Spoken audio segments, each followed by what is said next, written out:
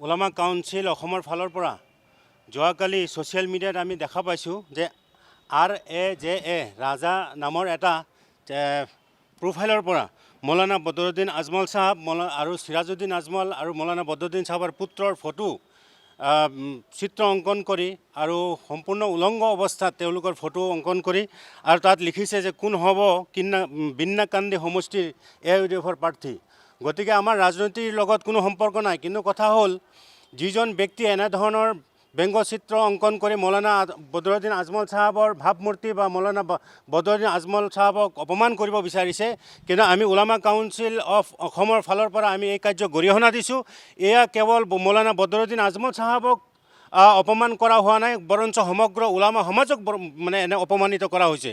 গতিকে আমি ওলামা সমাজৰ ফালৰ পৰা এই বিষয়টোৰ ওপৰত উচিত তদন্ত কৰি দৃষ্টান্তমূলক শাস্তি ব্যৱস্থা কৰাৰ কাৰণে আৰু এই RAJA নামৰ যিটো প্ৰফাইলৰ পৰা যিজন দুষ্কৃতিকাৰীয়ে এনেধৰণৰ কাৰ্য কৰিবলৈ পাৰিছে এইজনক অতি শীঘ্ৰে কৰায়ত্ব কৰি জেল হাজতলৈ প্ৰেৰণ কৰাৰ ব্যৱস্থা কৰিব লাগে। আজি আমি মাননীয় দিছপুৰ আৰক্ষী থানা ভাৰপ্ৰাপ্ত আৰক্ষী বিষয়া মহোদয়লৈ আমি এখন এজাহাৰ দাখিল কৰিছোঁ আৰু অনাগত দিনত কোনো ব্যক্তিয়ে যেন এনেকুৱা ব্যক্তিগতভাৱে কাৰোবাক আক্ৰমণ কৰিব নোৱাৰে, সেইকাৰণে আমি আজি ওলামা কাউন্সিলৰ ফালৰ পৰা এইটো মানে এজাহাৰ দাখিল কৰা হৈছে।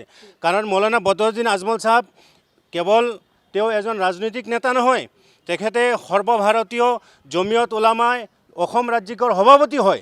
ইয়াৰ উপৰি বিশ্বৰ ভিতৰত অসম মানে ভাৰতৰ নাম ৰোশন কৰা, ভাৰতৰ নাম উজ্জীৱিত কৰা দাৰুল উলুম দেওবন্দ মাদ্ৰাছাৰ তেখেতে ৰুকনে শুৰা অৰ্থাৎ যি 7জনীয়া কমিটি থাকে সেই 7জনীয়া কমিটিৰ ভিতৰত তেখেতে অন্যতম সদস্য। ইয়াৰ উপৰি তেখেত অসম ৰাজ্যিক জমিয়ত উলামাৰ সভাপতি। গতিকে তেখেতৰ শৈক্ষিক দিশত আৰু তেখেতৰ বহু পৰিচয় আছে।